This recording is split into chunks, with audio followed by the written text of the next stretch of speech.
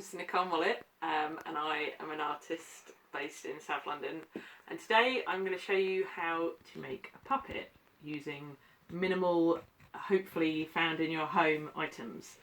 So firstly we're going to go through the materials you need, and for instance, can you find some twigs? Maybe break them off a tree that isn't so important in your garden. You only actually need two. I've got a few here, too many here, but two is the essential what you need. But if you can't find twigs, kebab sticks maybe in your kitchen. Then you need some masking tape. We can cope without masking tape, but it is helpful. A pair of scissors, some old paper, cardboard, just a small amount of cardboard, not too much needed. Then if you have some, tissue paper is really useful, but don't worry, you can also just use the paper. A bit of old fabric. I like to use felt because it's easy to sew, and then some PVA glue and a paintbrush. Oh, and some paints if you've got some. I've just got some old colouring in sets, paints that I'm going to use for this. But and importantly, either toilet paper or kitchen roll. You only need a small quantity, so don't worry, you won't use up your stash, but that's really important. And a bowl. Right, so stage one, we're going to build our head shape. Okay, so you just, at this point you need just one stick and the cardboard. So I'm just going to like randomly rip a like round shape. And the thing is, what we're trying to do is build a bulbous mass on the end here. So rather than like wrapping it flat, I'm kind of bending it inwards. So to make it as bulky as possible. And then we just get little bits of masking tape. And it's important that whilst we're doing this, we remember that we want it to stick to the stick. So the mask, you don't want to use up too much masking tape, because if you're like me and you haven't bought loads, you don't want to run out. So I'm continuing to build up form. It's quite difficult to get kind of curved shapes just because of the cardboard being flat. So it might take several layers. But the reason why we're doing this is because if you just use papier-mâché to do this part, it would take so long for the papier-mâché to dry that you'd all get bored and lose interest. So by doing this, we only need a thin layer of papier-mâché on top of what is effectively hollow cardboard, scrunched up cardboard underneath. So I'm just continuing to do this. Anyway, it doesn't have to be perfect. That's the other important thing to remember. That actually sometimes the best puppets are the ones that are a little bit deformed. I don't know if that's the right word, or exaggerate, cartoonistic. You can give them a big nose and big ears. It's actually kind of more interesting if you exaggerate certain features. And it depends which character, obviously it might be worth doing a little drawing beforehand. I like to just go with the flow. But, right, so we're starting to get a bit more of a rounded shape.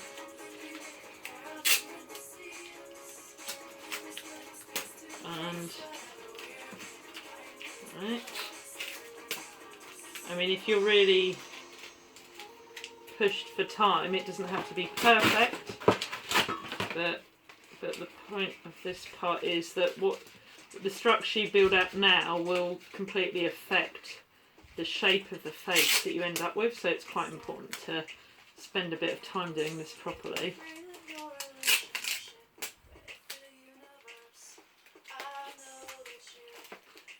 Okay, we're almost there. Let's get the last bit in here.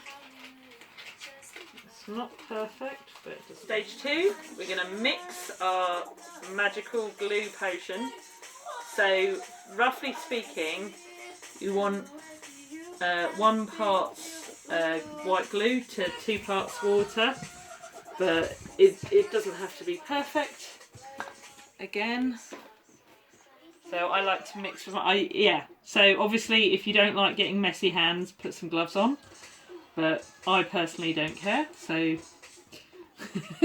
so you just want it nicely mixed, because we're going to need quite a bit of this to build up our shape. We have our envelope, so we're going to dip this in, and the first stage is just kind of covering the shape. And one thing to point out is you need to not let too much gluey, watery stuff. You know, you want to kind of wipe it off, because otherwise it's going to take ages to dry. So yeah, you want each piece of paper you put on to be fully soaked, but you don't want it to be so dripping that it's going to take like a day and a half to dry it. Luckily, because it's quite sunny at the moment, I mean, we made 2 examples, you'll see it earlier, and they've only taken a couple of hours to dry in the sun. But obviously, the more wet the sculpture is, the longer it will take to dry. Okay, there we go.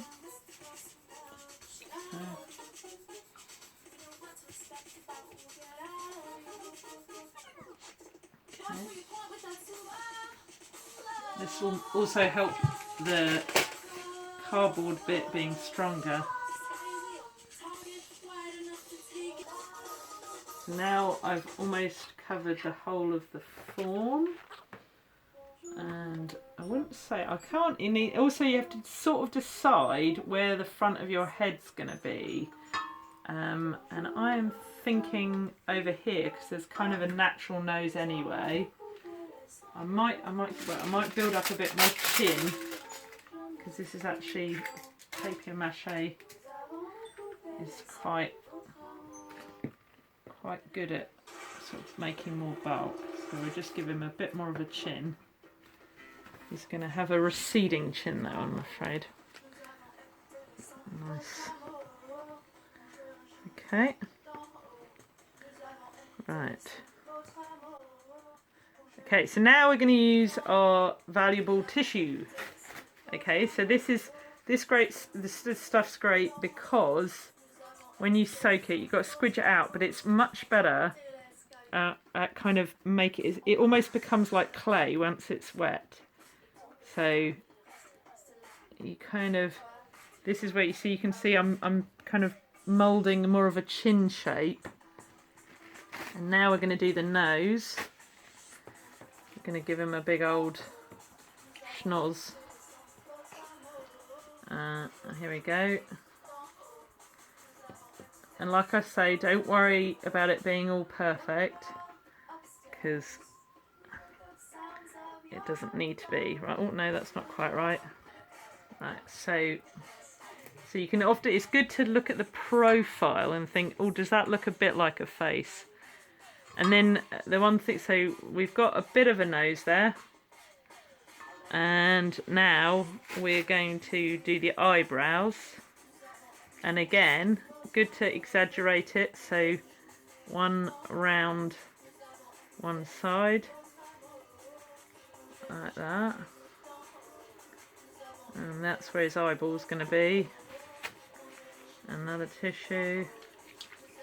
Remember to squeeze out the excess blue watery mixture, because otherwise it's going to take forever to dry. Squeezing out the drips. And so you can have quite a lot of fun trying to figure out what this character, what shape their face should be, but mine's turning into a bit of a will-o'-the-wisp here. Okay. Alright, okay. That's it. And wait, maybe we need some more. Just do an ear here. No, I'm going to use that bit there. Okay, so right, this is where we're going to use the tissue paper, if you have some. Again, it's just to kind of secure the moulded toilet paper, because it's a little bit stronger, not much, but it kind of, And it also is quite good at kind of trying to suggest wrinkles if your character happens to be of the more mature age group. And I'm just going to go around the face, over any areas where, because like basically the moulded tissue paper, I mean it should, because of the glue it should stick, but because it's like a separate material it's probably better to kind of make sure it definitely stays to the face by giving it a little extra support with the tissue paper. Okay.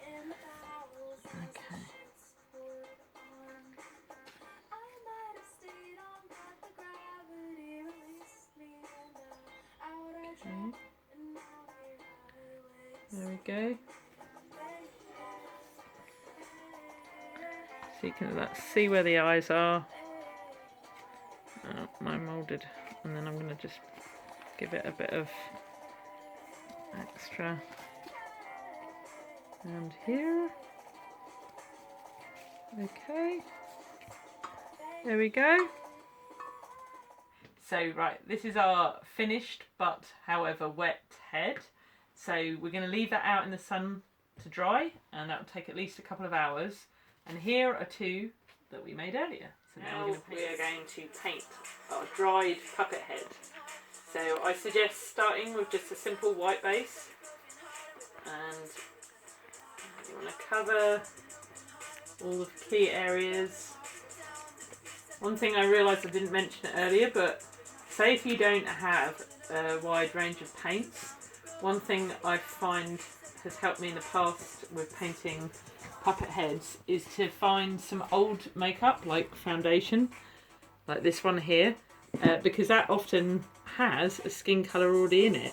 I mean, some of them have moisturisers in, which isn't very helpful, but basically, you know, it makes it easier than trying to replicate a skin colour, you know, if you've got a paint substance that already has it. But generally speaking, your standard children's craft paints will do. So yeah, I'm going over it. Obviously,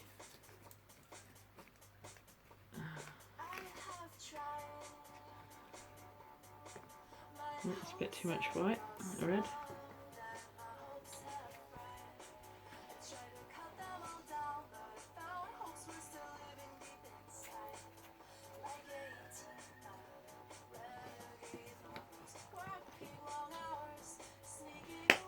Okay, that's a good colour actually. That's perfect.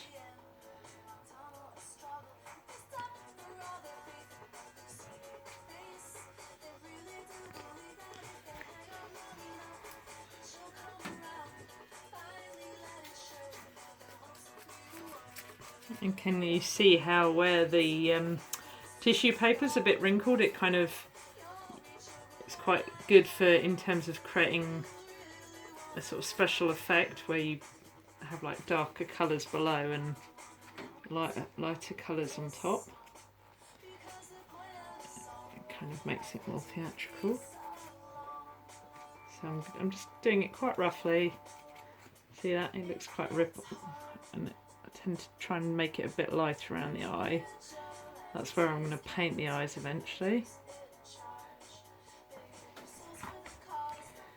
And here. Okay.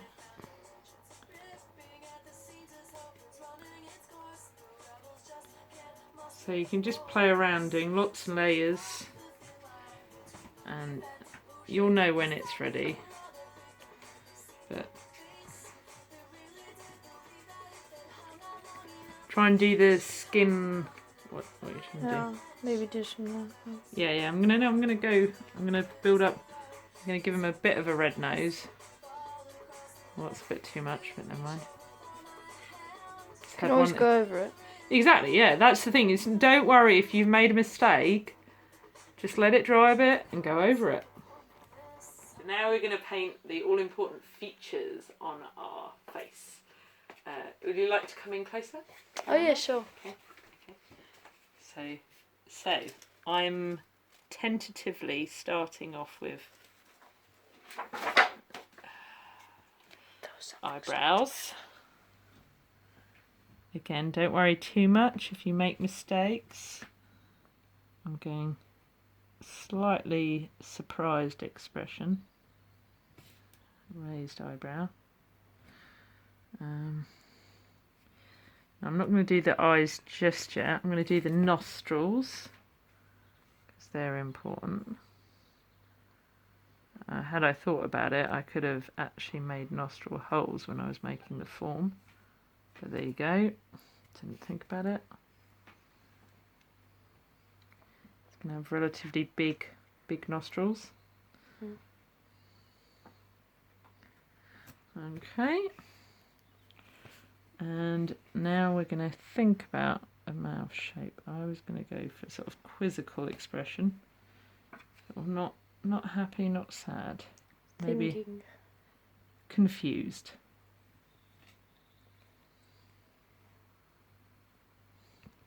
Here we go.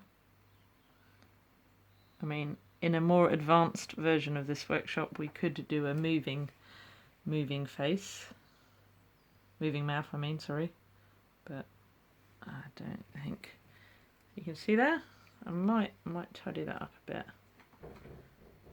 But it's starting to take shape. And right, and then oh, whoops. There's the white that my son has messed up. Right, I need a little bit of white paint. The eyeballs. Now, if you found, like, say, I don't know, a bead or something, you could actually glue in an eyeball, but for the sake of simplicity, I'm not doing that today. I'm just going to paint it in. Actually, Red I need eyes. not red eyes. It's Yeah, blue. You just blue. had a No, red I know, but I'm going around the eyeball first. Okay. So, yep. And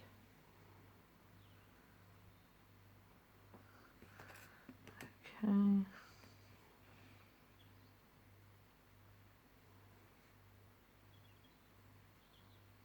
It's all about the contrasts. The more you darken around the eye, the more you see. I haven't painted the. Oh. Yeah, starting to look okay. Scary. Well, I hope not too scary. And I'm just going to blend in a bit of that darkness, so it looks like it's his.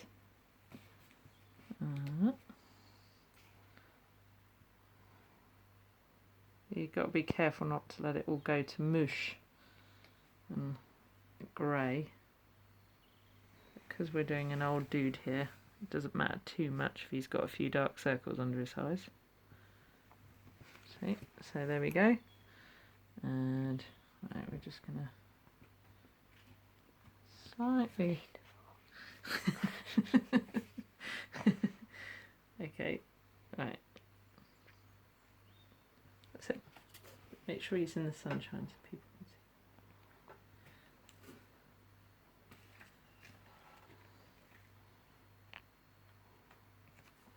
Oh, I mustn't forget to do around the ears as well.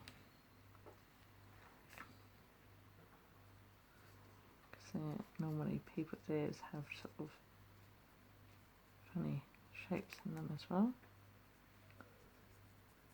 There we go. So he's starting to have a personality.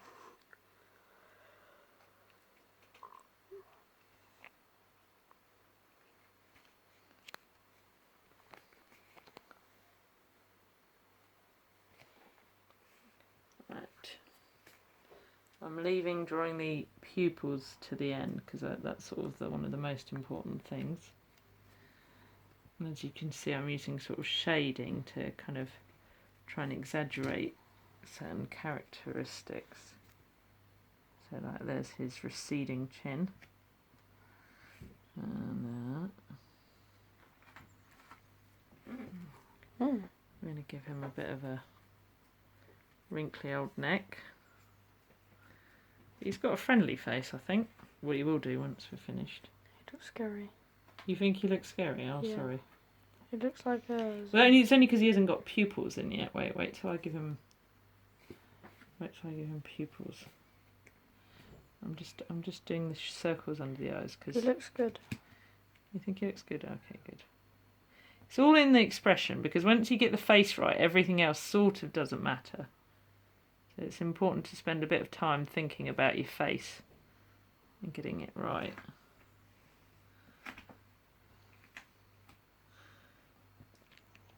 Right. Almost there. We're going to do the pupils in a sec. Yeah, just he's a little bit confused looking. He looks really scary. He's just a crumply old man. That's all. He's not really scary.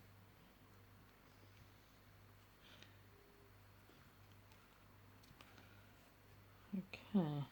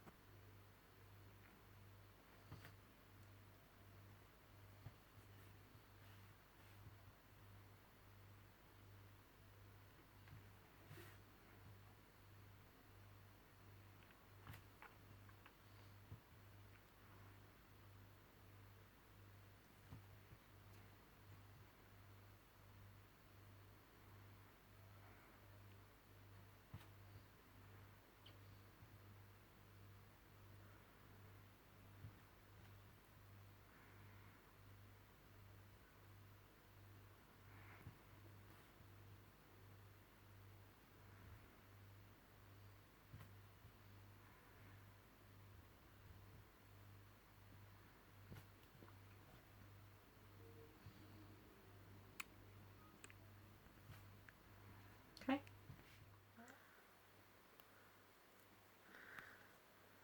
My idea is going to be wearing a baseball cap. It's going to be blue. No, green. So you can have a hair. No, he's wearing a hat. Look. Okay. Oh, I see. You're going to pay. Oh, that. Ah. It's going to look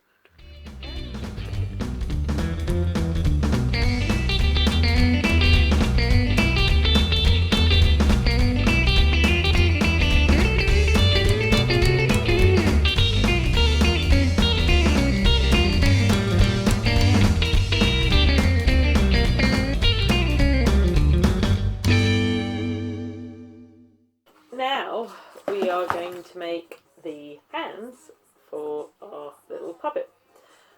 So we're going to need our twig number 2, maybe one that's slightly shorter, because these are obviously the arms. And then you're going to get the rest of your cardboard, and I've just done it quickly here to demonstrate, but we're cutting out little hand shapes, as you see here. I'm going to stick them either end of the stick, okay? I'm just going to go and get my... Right, so, and don't worry about it being perfect, it just has to represent a hand. So if you've got not enough digits, or if it doesn't look too hand-shaped, don't worry. That's one hand. Okay. And second hand, thumb upwards. We'll try and make sure they're kind of coordinated. Oh. Okay. And oh. Obviously we're going to have to paint them because there's still the oopsie daisy. Make sure the thumbs are the right way up.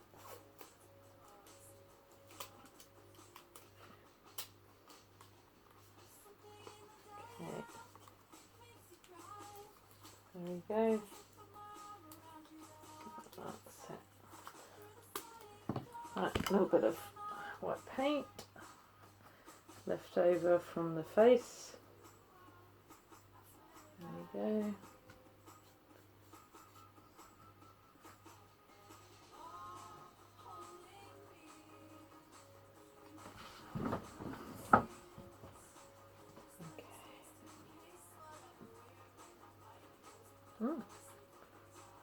can't open the top. Never mind. Got some red hair.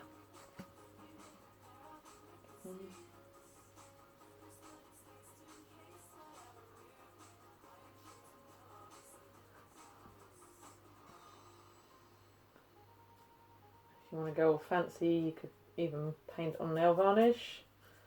Again, that's up to you.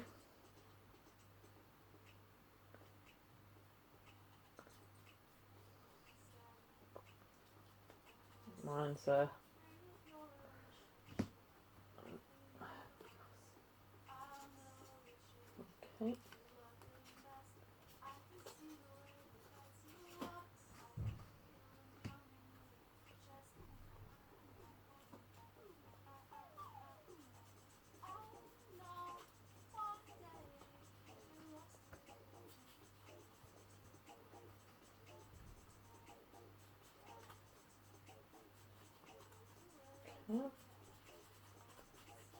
Right, so that's roughly it.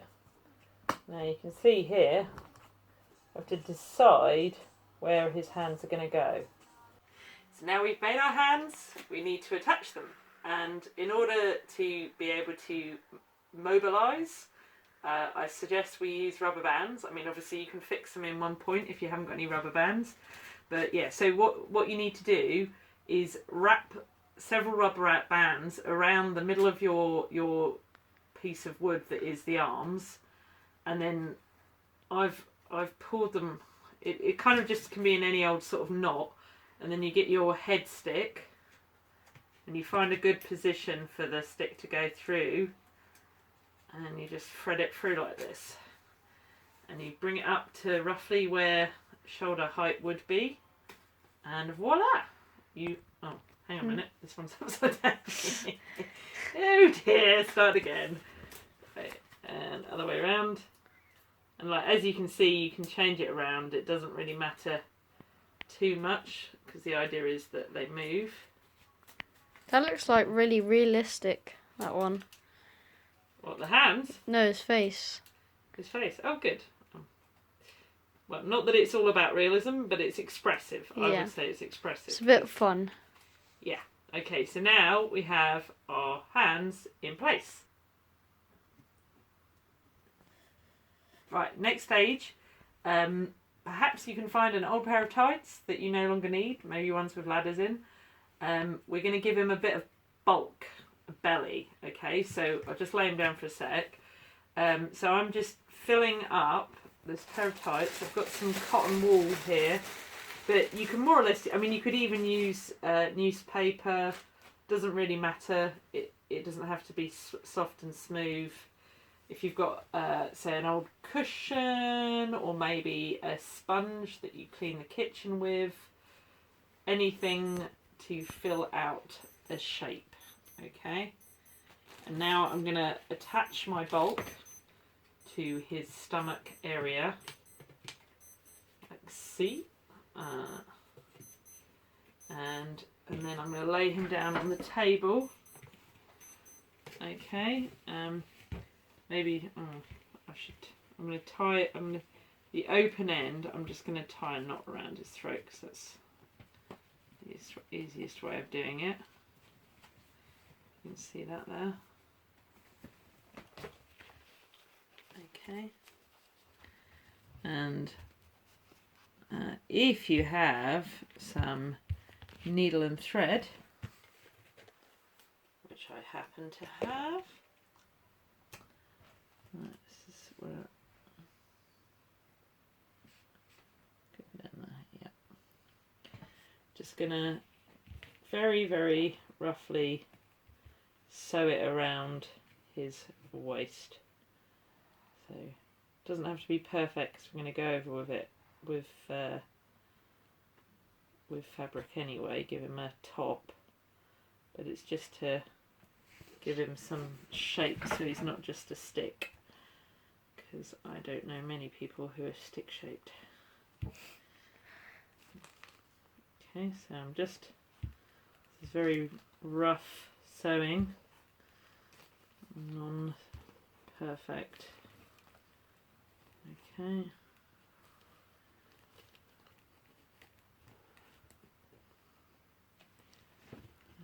crisscross over where the joint is for the arms. Obviously we can still move that all about if we want to. Might make it go a bit higher. And just roughly bring it together. That's it.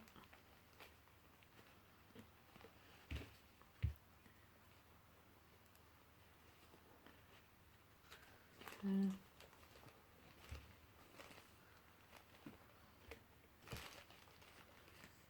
Back down spine like this, and then we tie another knot at the bottom, and there we go. He has now got a body. Oh, never mind. Forget I did that. Doesn't have to. It probably will hold anyway. So let's just do it around the fabric. Okay. Oh, look, he's got Can always glue gun it if you. That's true. If you had a glue gun, you could glue gun it, but it again. Right, and I'm just going to move this padding about a bit because I don't want him to have a 6-pack. I want him to have a beer belly because this is no Arnold Schwarzenegger I'm making here. Oh, crikey. Right, so now we've padded out our stomach. We're now getting a little bit of felt. I've chosen a bit of blue just because I think it will suit him. It's just a tiny square. I've just cut roughly so I've got enough overlap to sew the other side. So now I'm folding it over very, very simply, stitching. I'm going to work from the bottom upwards. Again, you could put lots of effort into making a really cute little outfit for your puppet. I'm going for the super simple, just so that I can show you how easy it is to do it quickly. But by all means, feel free to give him a 2-piece suit if you feel the urge. Right, so I'm just stitching along where the bits of fabric meet. And I'm leaving a bit of room because the idea is that you can sort of shimmy your hand up the back of the top and thus control their arms, but it not be visible to the person looking at the puppet. Right, so now we're just folding round the upper parts of the arms. Of course, the back bit isn't really as important as the front, so it doesn't matter too much if it's not perfect. And I'm putting one fold over like that. Can you see that? Mm-hmm. Just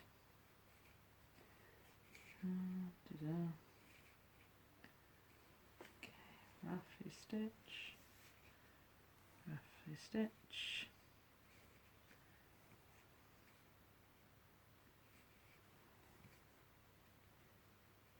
Okay. Decided to call this puppet Clive. This is because when I did his face, I realised he looked a lot like my pottery tutor called Clive, who is a really nice chap who is also an artist. So this one's dedicated to Clive.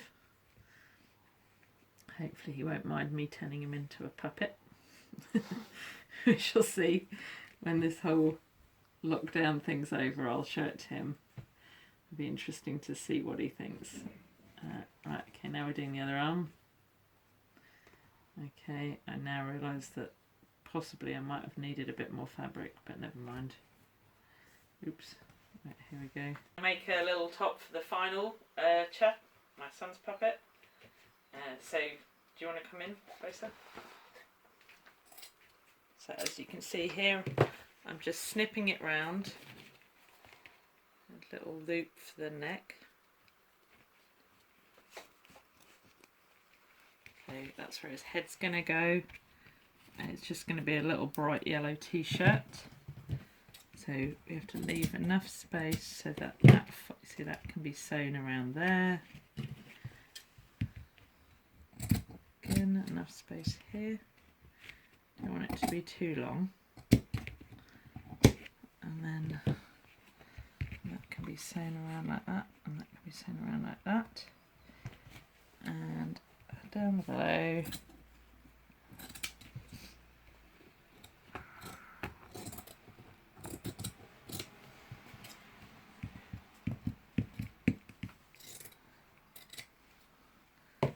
So that should be enough fabric. Yep, there we go. So again, we're going to start on the bottom, get the seam right. Okay. Try and have enough thread so that you can do the whole lot. There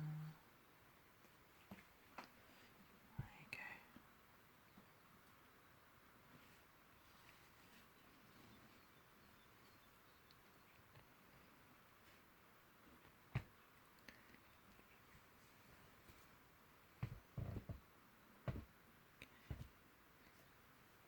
Doesn't matter too much if you can see the stitching, because the important thing is the overall impact of the shape and the character of the face. Plus you probably won't be looking much at the back of the puppet.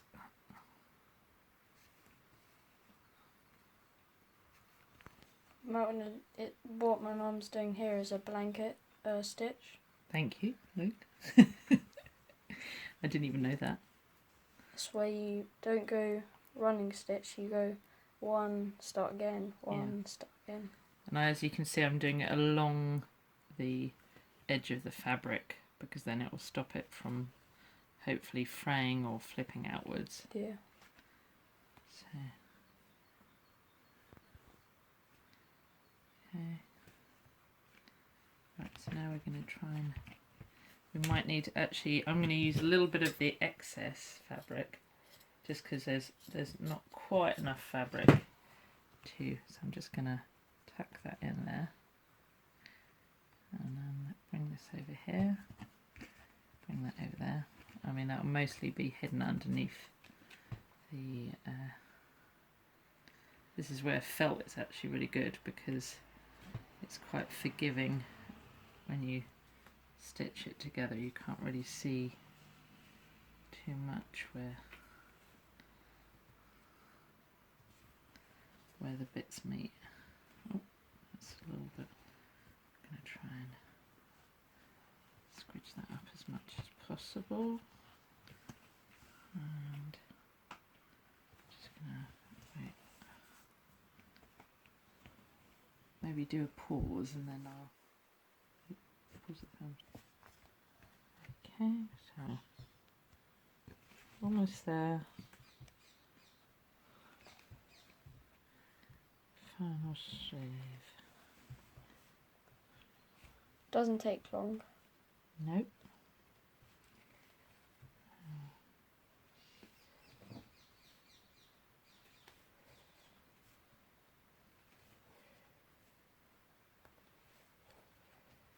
Yay. I'm just going to do a double knot at the end. What do you think of your puppet? I think he can break his neck. I think he's quite good, you know. He's... Move his arms about. Give him a little, yeah, like he's dancing.